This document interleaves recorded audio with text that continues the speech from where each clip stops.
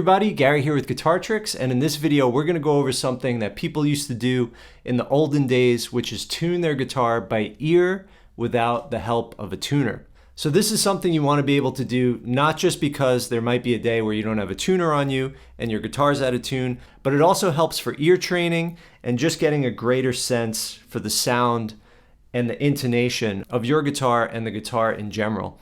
So when I used to study with my old teacher, this used to be the way that the first thing we would do would be to tune to each other.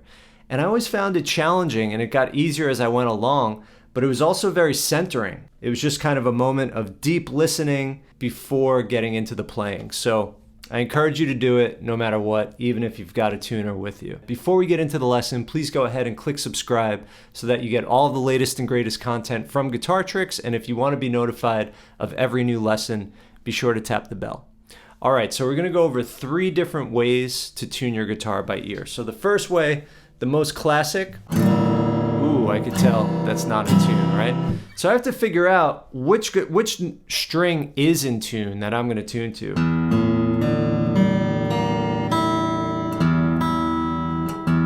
Well, I noticed that both E's are pretty close. So I'm just going to assume the E string is in tune, and I'm going to tune to that. And generally when your guitar's out of tune, it's just a little bit out of tune. So the most important thing is that if you're playing by yourself, that the guitar is in tune with itself. It might be down a few hertz, up a few hertz, but as long as it's in tune with itself, you're good. But being I noticed that the low E and the high E are pretty much the same, I'm just going to tune to the low E, right? So this is what I'm going to do. I'm going to go to the 5th fret and play that note. Now the cool thing about the guitar is every time you go up 4 frets, you could either keep going or you can go to the next string down. That doesn't work on all the strings, which we'll get into. There's one that's an outlier, but that's the way the guitar is tuned. So when I get to this 5th fret, I'm going to match the next open string. It's a little sharp. And what I'm going to listen for is if the vibrations really lock in with each other, or if I hear some sort of a wah wah wah wah wah wah kind of a sound. When it's out of tune, especially when it's closely out of tune, you could hear this wah wah thing, and it gets longer and longer until it disappears, until it's in tune. To me, that sounds good. Now I'm going to go to the next one, again to the 5th fret. Again, my next string is sharp. You want to know if it's sharp or flat. Da, da. See if you can hum it. It's a little sharp. So 5th fret to the open string, 5th fret A string to open D.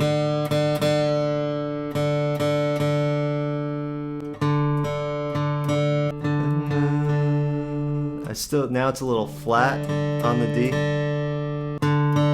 Sounds good. Now I'm going to go to the next one, again 5th fret on the D to open string on the G. G is clearly flat.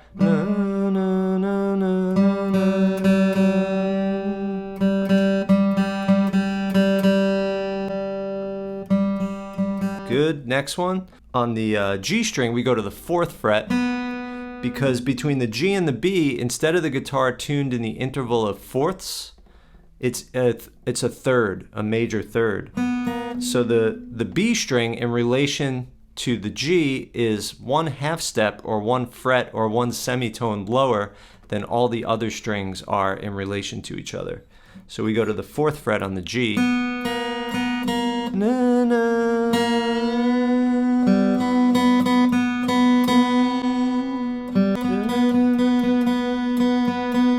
And then back to 5th fret on the B string. It's a little flat. Then I like to check my 2 E's. If I did everything correctly, my 2 E's should be good. Pretty good. Then go back once over.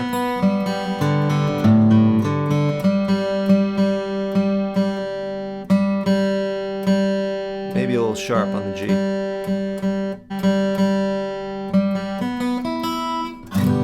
then play a chord. Sounds good. All right, now, another thing I like to do, the second way I like to tune it, is with harmonics. Now, a harmonic is if you place just the flesh of your finger right over the fret. It doesn't work on every fret. We're going to do that right over that 5th fret. And then you're just lightly touching with the flesh, and you get what we call a harmonic, a natural harmonic.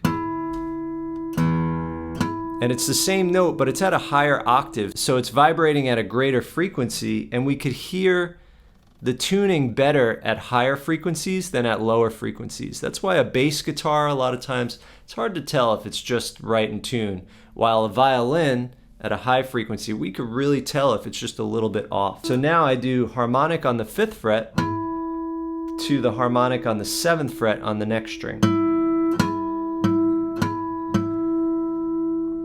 And listen for that vibration.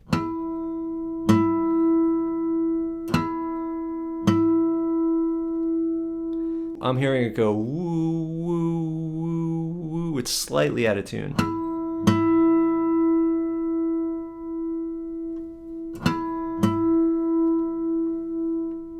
And I could even, on an acoustic guitar, I could kind of feel that pulsation. And it's the same with a strobe tuner. When you look at a strobe tuner, the strobing goes away when it's in tune with whatever the internal reference pitch is in the tuner. Next one. Same thing, 5 to 7. See, now I can really tell that D is a little sharp. There we go. Same thing, 5 to 7 from the D to the G. Looks like I'm taking the whole guitar a little more flat now. Then from the G, 4th fret to 5th fret on the B.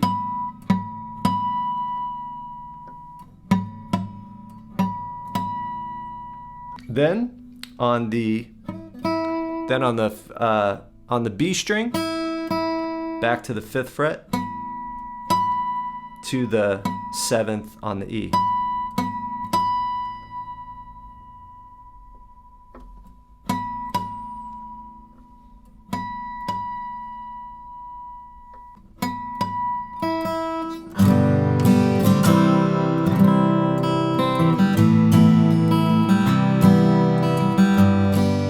Now the last thing to do, and this is how you really master the tuning of the guitar, is to know what an interval sounds like. So from E to A, it's what we call a 5-1 cadence. In the key of A, the note E is the 5th note. A, B, C, D, E. And a popular thing we do is go, if this is 1, 1, a lot of times we play a 5 chord to resolve to it. 5, 1, E major to A major. So as chords that would go, right? But now as notes, it's just 5, 1. So I'm gonna listen for 5, 1. Then same thing on the next string. Now this is the 5, 5, 1, 5, 1. Then I'm gonna go down an octave, same thing. 5, 1. So the next note will be this one. 5, 1. 5, 1. See, it sounded a little flat to me. 5, 1. Now from G to B is a third, a major third. 1, 3, 5, 3, 1, 1, 3, 1, 3. And now you get to really hear what they sound like together. 1, 3. And then again 5, 1. 5, 1.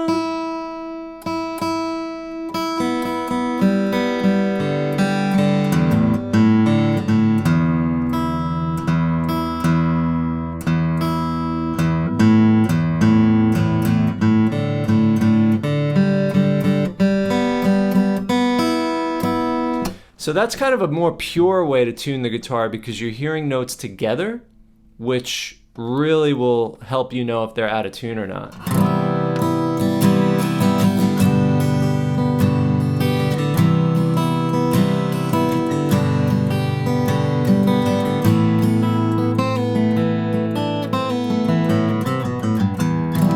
So to me, doing it by ear that way, the guitar sounded the most in tune, because I actually listened to how the strings sounded together instead of just going pitch matching one note at a time. So you want to get used to just hearing that 5 5 5 1 5 1 5 1 1 3 5 1, and then just listen to them as pairs.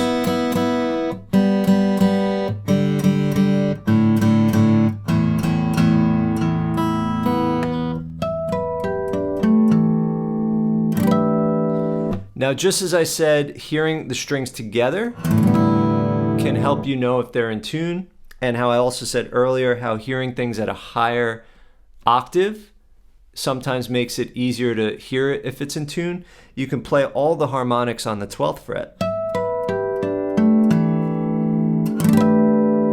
And it's the same principle, just put your flesh lightly over the fret.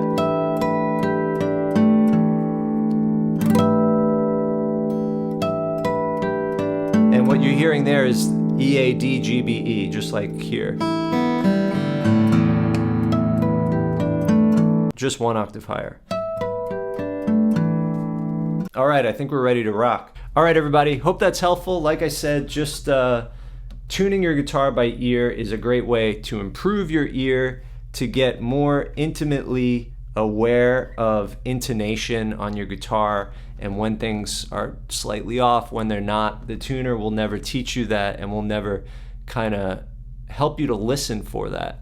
So it's interesting, and it's a bit of a use it or lose it thing, because for so many years all I did was tune by ear, and then now for the last few years all I do is use a tuner, and I've kind of stopped relying on that. And sometimes now when I try to tune by ear, I have like a little bit of anxiety about it. But even sometimes the tuner says you're in tune, but you could be slightly off. You know, the guitar is an imperfectly tuned instrument.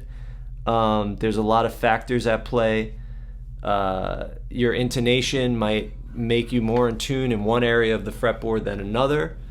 So you still want to be able to use your ear. You watch footage of a lot of those old musicians, and they're constantly on the fly tuning their instrument. You know, like the other day I was watching a B.B. King video, and he went, and then he went, let me change that one note, you know, like, so that awareness is a good thing. All right, everybody, happy playing, and I'll see you next time.